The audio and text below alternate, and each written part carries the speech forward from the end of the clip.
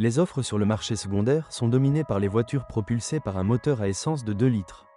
Il s'agit d'une unité durable d'une puissance de 152 chevaux, associée à une transmission manuelle ou automatique CVT. Les performances de ce moteur satisferont les personnes qui conduisent sereinement.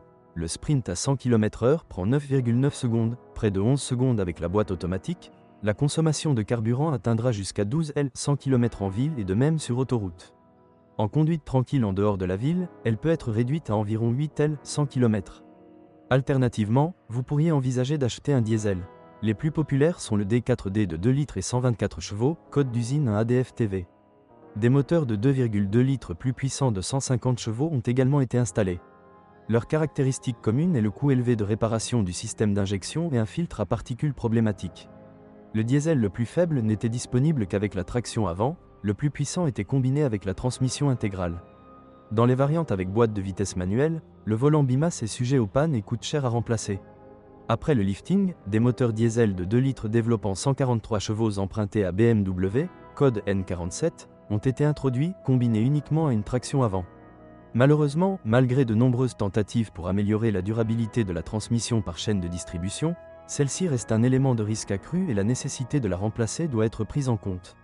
Du point de vue opérationnel, la version hybride est définitivement la plus intéressante.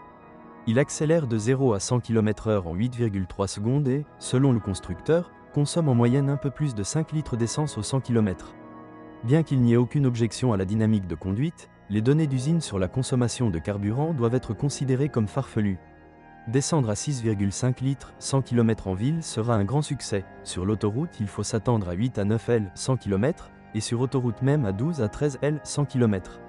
La version hybride était disponible en version traction avant et 4x4.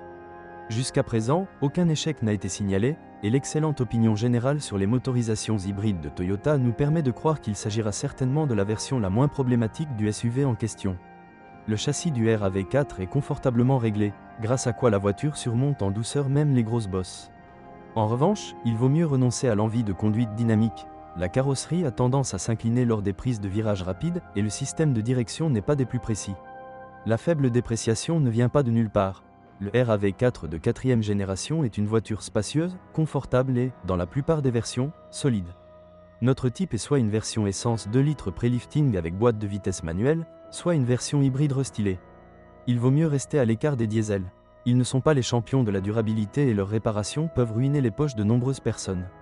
Avantages: intérieur spacieux, confort de conduite, grande quantité d'exemplaires provenant des showrooms. Inconvénients: mauvaise qualité intérieure, les diesels sont risqués à acheter.